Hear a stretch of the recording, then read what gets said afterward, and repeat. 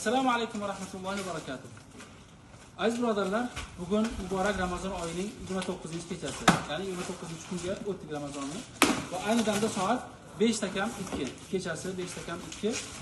Va mana alhamdulillah ko'rib turganingizdek, siz azizlarni bizni vakil etib tayinlab yuborgan fitr zakotlaringizni ehtiyojlilarga ulashishlik uchun hozirlik ko'rmoqdamiz. Va paketlarimizni shu shaklda tayyorlayapmiz. Ya'ni 2 paket guruch, mana shunday paketdan 2 paket guruch va 2 paket xurmo. Xurmo shu shaklda qadoqlangan. Bu xurmo paketlarining vazni 900 gram va guruchni ham vazni 900 gram.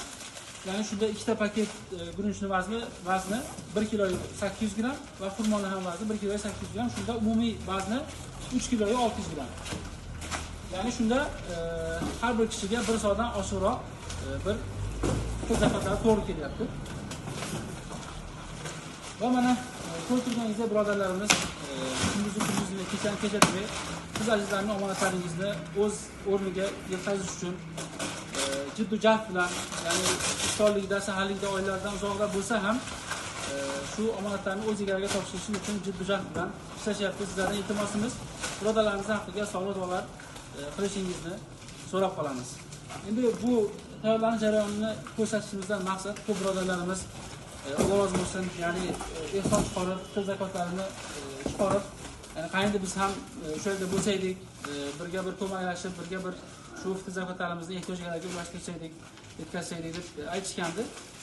Bu ish jarayonini ko'rsatib, ya'ni birodarlarimiz yana ham bir o'zlarini bizga bir ya'ni shu tadbirning ichida, faoliyatning ichida bo'lganliklarini bir his qildirish uchun mana shu videoni olib sizga azizlarga taqdim qilyapmiz.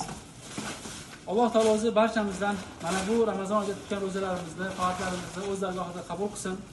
Alloh taolo o'zi xato kamchiliklarimizni o'z rahmati bilan kechirgan bo'lsin. Yana ko'plagan Ramazonlarni mana shunday yaxshilikda, ezgulikda, yaxshilik ishlarini kengroq yoyib va bir-birimizga ko'maklashgan holda, bir-birimizga yordamlashgan holda qarshi olishimizni Alloh taolo o'zi barchamizga nasib qilgan bo'lsin. Ramazon hayit bayrami, kirib kelayotgan Ramazon hayit bayrami siz va bizga, barchamizga muborak bo'lsin.